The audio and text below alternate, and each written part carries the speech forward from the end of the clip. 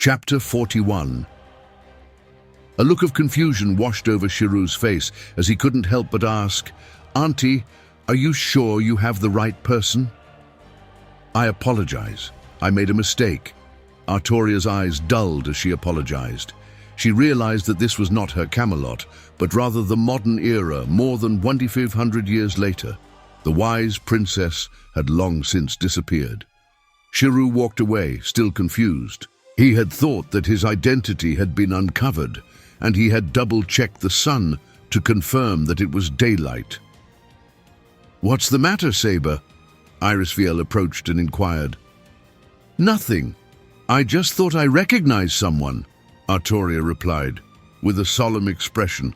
Irisviel glanced at Shirou's back and couldn't help but chuckle. "The person you knew, is it someone else's child?" "No, just someone who resembled someone I knew when they were young," Artoria replied, before walking away with Irisviel. Shirou, adhering to his pre-planned schedule, headed to the police department in Fuyuki City. But he couldn't shake off a strange sensation in his heart.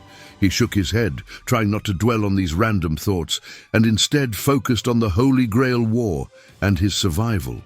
He arrived at the Fuyuki City Police Department and noticed that it was busier than it was during his last visit, which was to be expected as there had been a terrorist attack the previous night. A district of rental houses was rigged with C4 explosives and had been detonated, resulting in a raging inferno. Although the area affected by the attack was not economically well off, and the targeted rental house was in an isolated area, there were no significant casualties. However, the impact was far-reaching. The Fuyuki City Police Department bore the brunt of it, as they were responsible for ensuring the safety of the citizens. They had failed to capture the perpetrator and prevent the terrorist attack, which greatly damaged their reputation. As a result, the entire Fuyuki City Police Department was mobilized to capture the terrorists, but their efforts were hindered by the terrorists' sophisticated methods and lack of clues. Just as the department was in a state of panic, Shirou stepped in and provided a crucial lead. Shirou used suggestion to infiltrate the office of the department head and ultimately gained control over him. Last night's terrorist attack was carried out by members of a transnational terrorist organization led by a local individual named Kiritsugu. Initiate a pursuit immediately. Be advised, this person is heavily armed and extremely dangerous. In the event of an encounter, use deadly force instead of attempting to make an arrest.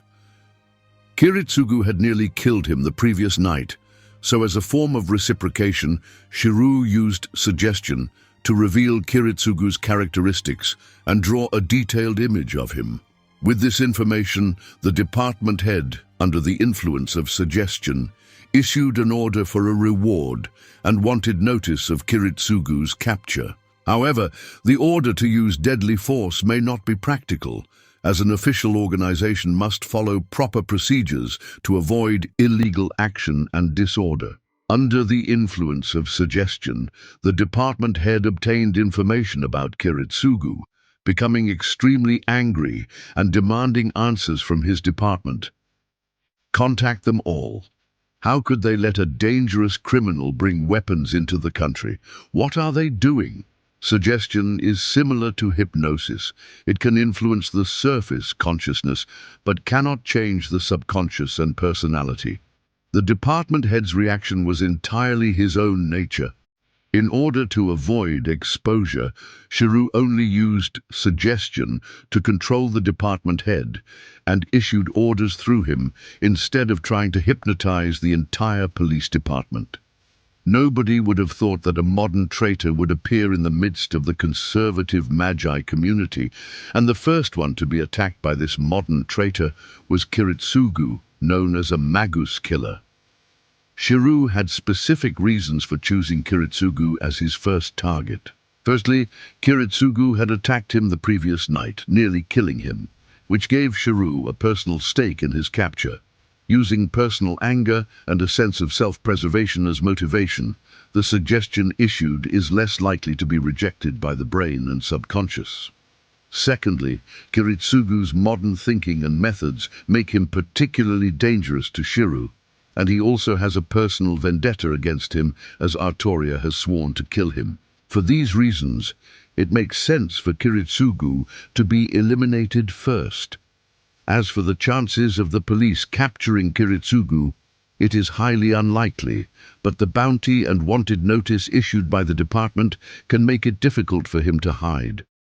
Kiritsugu may also use suggestion, like Shirou, to conceal himself, but it will still cause him inconvenience for a time. In this ongoing economic depression, a bounty has been issued, and it's been proven that money can sometimes be an even greater motivator than magic among mortals.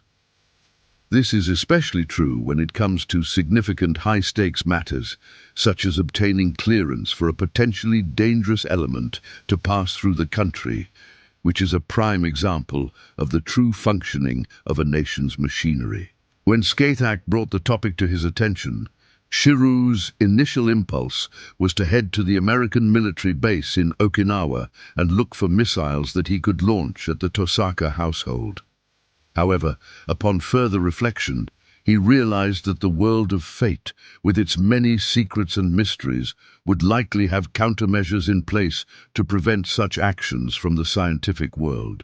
Shirou considered that even though he could use suggestion on the police department in Fuyuki City, the military, being the backbone of the country's violent force, would undoubtedly have countermeasures in place. He realized that if any magus could easily manipulate the military with suggestion, this world would have long been thrown into chaos. So it is a logical assumption that there would something in the military. Additionally, Shirou realized that even if he were able to acquire a missile, the military would certainly launch an investigation and the entire country would be mobilized. This was not a situation he wanted to be in. So, he decided not to take the risk of attacking the Tosaka household. Therefore, Shirou knew that he needed to come up with something truly significant, a plan that would have a real impact in the true sense of the word. Compared to this plan, reporting Kiritsugu to the authorities is not worth mentioning. However, despite having mentally prepared himself for this, every time Shirou thought about it, he would hesitate. He stared at his right hand, his gaze wavering. If he went through with his plan, there would be no going back. Even if he managed to survive the Fourth Holy Grail War, the Mages Association, the Holy Church, and even the Counterforce may all seek to kill him directly as a result. The outcome of this plan could have a significant impact on the world and could potentially change the course of history. He wants to reveal the entire mystery. Shirou's thought was to create a bigger event that would disrupt the Holy Grail War, making the situation extremely chaotic, and then use the opportunity to survive. But he was uncertain if he was ready to go through with it, as it would have irreversible consequences. Even if he managed to survive the Fourth Holy Grail War, the supernatural forces and the scientific community may still try to kill him in the future, exposing the mystery to countless people. What does it mean? Exposing the existence of magic and the supernatural to the general public would have far-reaching and potentially catastrophic consequences. It would mean that the secrecy that has long been maintained by the Mages Association and other similar organizations would be broken, leading to a complete upheaval in the current power structures and possibly causing widespread panic and chaos among the general population. This would mean that the worlds of magic and science would be at war, with the supernatural and the natural at odds with each other. The battle between idealism and materialism would also be intensified, as the unknown and known would engage in a final showdown. The ramifications of this would be far-reaching and could lead to a complete reordering of society and the world as he knows it. After much contemplation, Shirou ultimately didn't have the courage to reveal the secrets of these two worlds, and instead, he decided to take the second option. He removed his gloves, showed the seal mark to the head of the police department, and said, "The terrorist in Fuyuki City has a red mark on the back of his right hand. In addition, there are 6 people in Fuyuki City with this same mark. They are all transnational criminals. Track them down, notify the television station, and make a wanted notice." The head of the police department followed the instructions, and under the influence of suggestion, the painter drew the pattern of the command seals, and the television station was also notified. After completing these actions, Shirou put on his gloves again and quietly left the building, blending into the shadows of the alley. He still had to go to the television station. The command of the police department alone was not enough, as this news would cause panic among the people of Fuyuki City, and the television station would not dare to air it without the approval from the higher-ups. Shirou knew that he still had to go to the television station to use suggestion to make sure the wanted notice would be broadcasted. Will these actions be useful? Of course they will. As long as he can stir up this stagnant water, it will be useful. However, after this incident, it is likely that all the other masters will see him as a threat. But this doesn't concern Shirou, as he already prepared Ryunosuke for this purpose. Even if he is traced back, the only one that will be found is Ryunosuke, who has already been set up as a scapegoat by Shirou. As long as Ryunosuke is known as Caster's master, Shirou can hide in the shadows and reap the benefit. Using Ryunosuke, a complete murderer who takes pleasure in killing people, as a scapegoat made Shirou uncomfortable, as it meant selling him out, letting him take the blame and die. It was the first time Shirou had to make this kind of decision. This is truly a precious feeling. But for Shirou now, it is an extravagance. However uncomfortable it may be, he had to continue, as the other person deserved it, and most importantly, everything he did was for survival. Suddenly, Shirou's footsteps faltered as the feeling of being watched, which he had initially felt, returned to his mind.